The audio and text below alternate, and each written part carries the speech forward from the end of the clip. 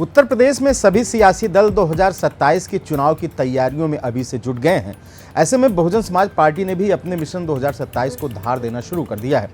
Baspa supremo Mayawati लगातार party की पुरानी ताकत को वापस पाने के लिए रणनीति बनाने में जुटी हैं ताकि 13 साल के सूखे को किसी तरह खत्म किया जा सके। अपनी सियासी जमीन मजबूत करने के लिए बसपा दलितों के साथ पिछड़ों और अति पिछड़ों को साधने में जुटी है।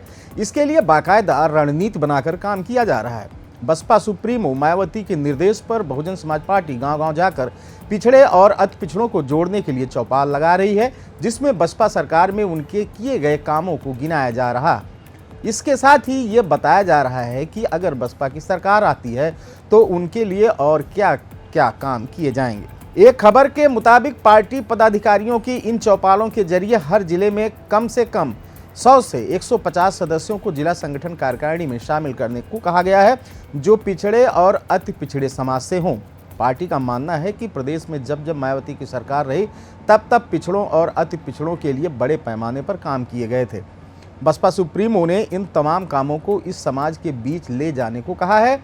एक वक्त था जब ये लोग बसपा के साथ मजबूती से खड़े दिखाई देते थे, लेकिन अब इनका झुकाव बीजेपी और सपा की ओर हो गया है। बसपा इन वोटरों को फिर से अपने साथ जोड़कर 2027 में वापसी का सपना देख रही है। मायावती ने 2 महीने पहले भी पार्टी की भाईचारा कमेटी को बहाल किया था, जिसकी जिम्मेदारी पार्टी महासचिव मुनकाद अली को दी गई थी। मुनकाद अली ने भी पश्चिमी यूपी में अपने इस काम को धार देना शुरू कर दिया था। उन्होंने कहा था कि वो संगठन को एकजुट करने पर काम कर रहे हैं, जिसके आधार पर बसपा एक बार फिर से विधानसभा चुनाव में सत्ता में वापसी करेगी और मायावती प्रदेश की मुख्यमंत्री बनेगी। एक तरफ जहां बसपा की नज़र पिछड़े और अति पिछड़ों पर है, तो वहीं दूसरी तरफ आकाश आनंद की वापसी से भी बसपा का आत्मविश्वास बढ़ा है।